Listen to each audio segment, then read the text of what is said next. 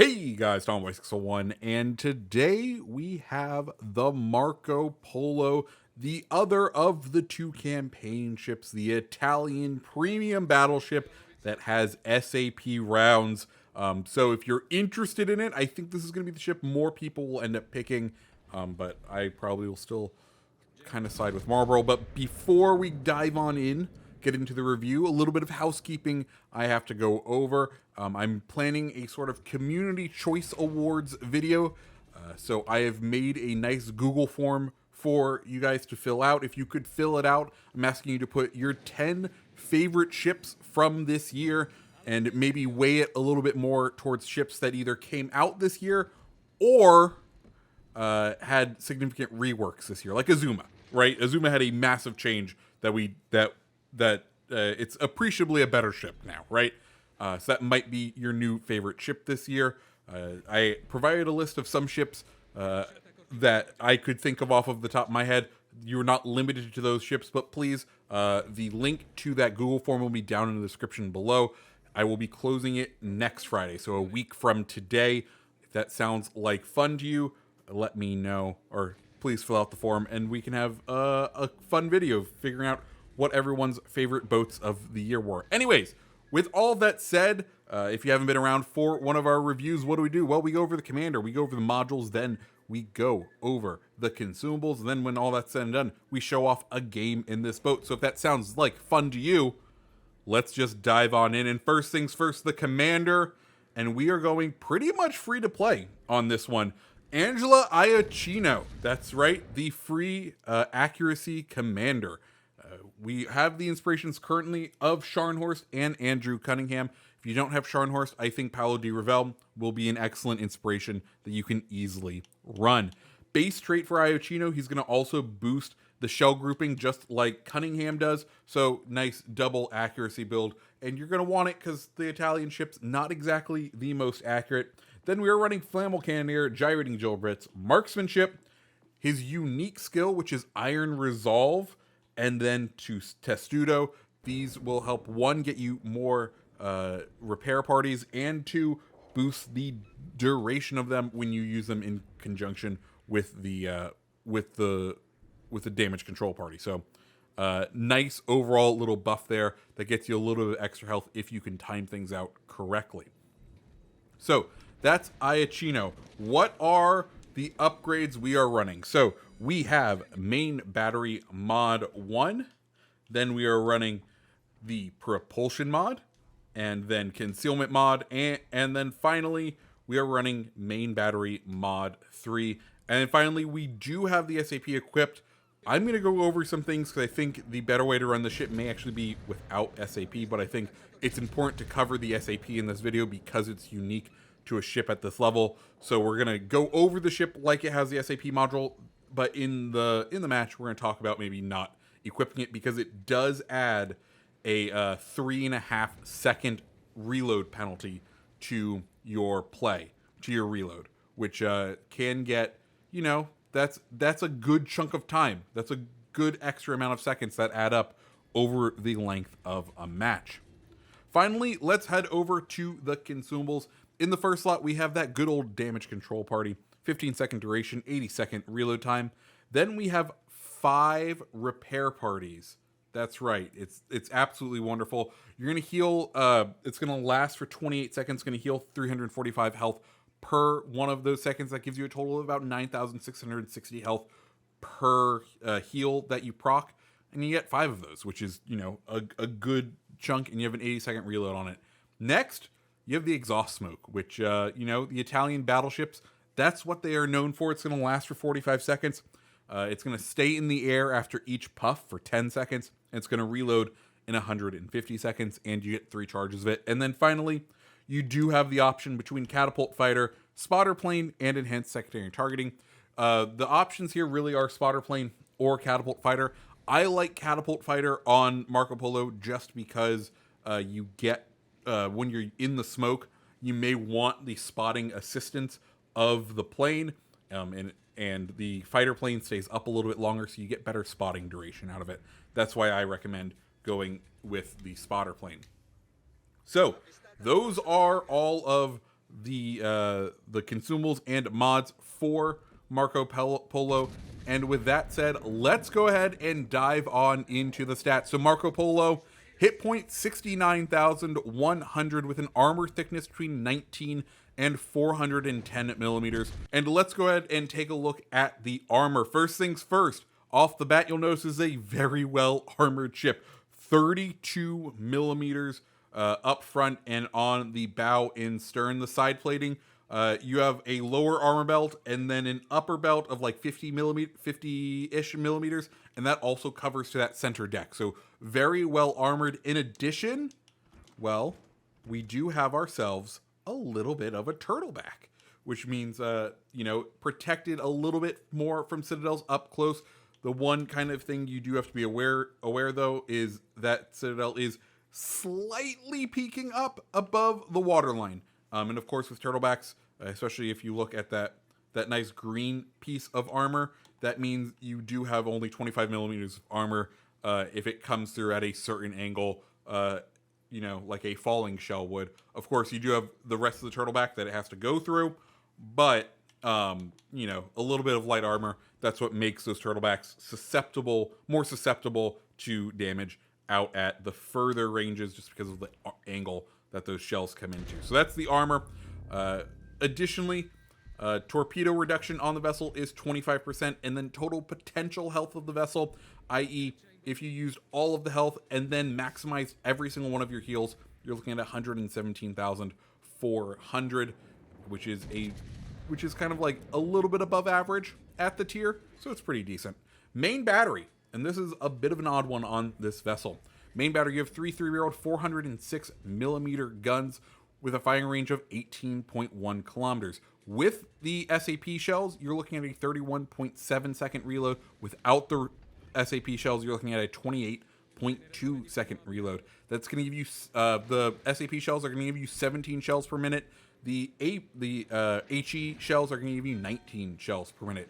180 time on those guns, 30.8 seconds. HE damage, you're looking at 5,700 with a DPM of 109,148.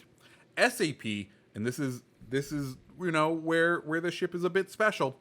SAP, you're looking at 14,100 for a total SAP DPM of 239,700, and the AP, which is pretty much what you should be loaded at all times in this boat. You're looking at 14,355 for a DPM of 244,035. If you decided to go HE AP, you're looking at 272,000 DPM. 745 on the DPM, which is very, very respectable. Secondary battery, you got 12 2-barrel 90 millimeter guns and 4 3-barrel 152s. Both of them are going to have a firing range of 5.2 kilometers. Those 90 millimeter guns, they're going to have a reload time of 4 seconds, do 1,300 damage, and have a 5% chance to set fire. But it's 90 millimeters. It's not going to penetrate much at the tier. So really what you're looking at is the 4 3-barreled 152s. Those are going to reload in 12 seconds to 2,100 and have an 8% chance to set fire for a total secondary damage of 594,000. And one of the downsides to this is it doesn't have SAP. So those 90 millimeters aren't really going to do much. They're really there just to set fires. AA range, a very small 4 kilometers with a minimum damage of 162, which is fairly high for the outer ring on these boats. And then it goes up to only 377, which is fairly low for vessels at the tier. Max speed of the vessel, 28.8 knots with a turning radius of 860 meters and a rudder shift time of 17.5 seconds. Concealment of the vessel, you're looking at 13.5 by sea, 11.3 by air, and 15.1 when firing in smoke. And you have to kind of remember that one because you will be tempted to fire at things when you're in your smoke screen. So with all of that said, let's now go ahead and dive on into a match with Marco Polo. So welcome to the Land of Fire. And if you were watching our last live stream, this may look familiar to you because we played this match during the live stream. And the first thing, there's a couple of things I want to talk about with Marco Polo. First thing, I think it's best played as a traditional battleship. I think You just kind of load AP and you see what's up, because the AP, I think, is the star of Marco Polo. It penetrates super well. It's super high velocity, and if you can get the shells to land, you are going to be exceptionally happy with the AP. So that's why I almost recommend, and I think this is probably going to be the way I end up running the ship, to not run SAP. I know it's the unique thing about the ship, and it makes things great, and you're going to see us use SAP to a little bit of effect. We're going to go ahead and load it here, but I think you have to remember the SAP downsides, not just its upsides, right? Because the upsides, you're like, oh, it's great. You get full pen damage no matter what angle you hit, and it does like HE, and it's perfect, right? Well, with SAP main battery for battleships, there are a couple caveats. One, the 10% total damage number, just like AP, maintains on destroyers, which is very unfortunate. Well, it's not unfortunate. It's balanced, but that means what you're really doing here is you are giving up your damage on destroyers for good potential damage on cruisers and lighter armored battleships. Because a lot of the more heavily armored battleships, the SAP can end up shattering on, right? And if they're angled correctly, you're probably going to hit the turrets. You're going to have to fire into the superstructure. The dispersion ellipse of the Italians isn't that great. You can see an SAP salvo right here, and this is a good example of what SAP can do, right? Marco Polo or Marlboro not at optimal angle, and we still get a nice big chunk of health out of him. But what can we do when we load AP? And that's the thing. AP and HE, I feel like, are just as good. You don't end up giving up that damage when you're going to go up against a destroyer, and you're really going to need it in Marco Polo because of the small diameter of the secondaries, that the secondaries aren't really going to do much. So you kind of leave yourself especially vulnerable in Marco Polo, but the AP is just fantastic. It's some of the best AP at the tier, and I absolutely love it. You just kind of play the Marco Polo like a standard battleship, and you have the bonus of having decent heals, like having 5 heals on an accuracy build because you're running Iochino. Beautiful. And you have smoke to help yourself disengage when you want to disengage, right? Those are excellent, excellent qualities. And we can see Marlboro still kind of sailing broadside here. We're just going to throw those shells right back at him again. Shells, we get a little bit wonkier distribution, but we're still hitting citadels. We're still doing exceptionally well here. And that's why I really am enjoying Marco Polo, not as an SAP boat, but as your traditional 2 turrets with 3 barrels in the front, 1 barrel in the back, 16-inch guns, very well armored. Like, Marco Polo is a great, just traditional battleship. And that's why, if you like battleships, and you don't have many battleships at the tier, I think the better ship to pull out this update is probably going to be Marco Polo. I think it's going to be more consistent for you. I think it's going to be a better, more fun experience for you. Maybe. Because personally, for me, Marlboro, that's the boat that I love. That's the one I'm having more fun with, because guns fire quickly. They are fun. Like, that's all I care about. And it plays differently than any other boat, right? It plays differently. This doesn't play differently than many battleships. You kind of go nose in, or you turn out and you fire over your shoulder all day, and you're going to be absolutely set.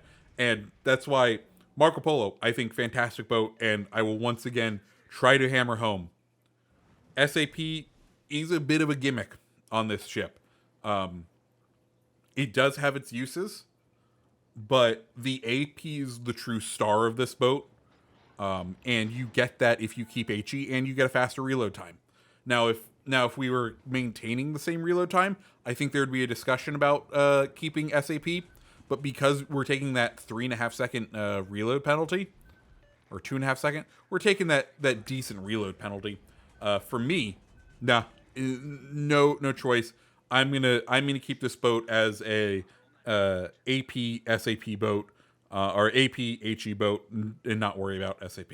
Anyways, so we are 5 minutes into the match after my Marco Polo rant there, and well, we have a radar Minotaur on the other side of this island, and I'm a little cautious of pushing out into him just because he does have torpedoes, but we do also have this Grosser Kronfist over here. So as you can see, our rear turret is still kind of off to the right-hand side. So the current plan is hopefully, if our friend didn't take him out there, we would use our rear turret, kill the Minotaur. But now we have Grosser Kronfist coming in for us. We're going to go ahead and fire our main guns. We're using the smoke because I thought we were going to get spotted by Kronfist a little bit quicker. But turns out we're all set here. And then we're just going to slowly meander, get that rear turret ready to go, and start capping this middle cap because it's the only cap that hasn't been turned for our team yet. And we're just trying to get a little bit more over. At this point, I'm like, okay, is this going to be a SAP moment? He's seeing us. He's starting to turn. We're going to wait for him to show us a little more side. And now's the time. We'll let those shells fly. We'll take him out. Beautiful. That brings us up to 100,000. And now we have a long-range Montana. And this is where I want you guys to see what Marco can do at longer ranges. Because I think the thing is, a lot of people say, you know, the Italian boats are incredibly inaccurate. And sometimes they can be. But if you build into the accuracy, I think they are perfectly capable, especially against other battleships. There's a lot of real estate to hit on other battleships. And the Marco Polo, 100% able to go out there and put in the work and have the shell accuracy to you know, really put down some of the big bad boats. That first salvo, not great. That second salvo, nice and clustered. We didn't quite hit what we wanted. And that third salvo, we found home to a citadel, and that's exactly what we love. We're kind of just cruising here, waiting to see if we can take out this Montana. We don't want to pull too far forward just because there is that Alaska off to our left-hand side. And we don't want to expose our broadside to him. Marco Polo, incredibly weak broadside, as we've, not broadside as in like firing, but broadside as in armor. It is a very vulnerable ship, much like all of the other Italian boats, when you just give you know, unnecessary broadside. So Alaska now, last boat on their team. We're going to swing those guns nice and around, turn in, because like I said, broadside, we don't want to be giving it too much. You know, if he was paying attention, he might have gotten a shot off on him, but I understand there's a much worse angled battleship directly ahead of him and much bigger of a threat. Getting those guns turned around on him. And we're going to just go ahead and use our AP and look at the, like, that is a beautiful shell grouping from the ship. We get a pen and an overpen, and he's starting to turn out to try and angle at both of us, so we're going to go ahead, load the SAP. He's a cruiser. SAP is what cruisers are all about. Oh, I remember my other point about SAP. Just the way the matchmaking is these days. I feel like I played a good number of matches today, and the matches were always cruisers. There weren't very many of them, and if I'm trading out damage on like destroyers to get more on cruisers, I feel like I want them to be there. Anyways, shot out on the SAP. Let's see what it does. And we get one hit, one shatter, one ricochet. And that's kind of what you can expect on nose-in SAP. So you might as well kind of have fired the AP or have kept the HE. Anyways, guys, that's the Marco Polo. Like I said, I think it's a great, just bog-standard battleship. If you're looking for something interesting, go pick up the other campaign. But for now, Marco Polo, I think, is a great boat. Anyways, if you liked the video, go ahead and hit the like button, hit the subscribe button, and I hope you have a great rest of your day. See ya.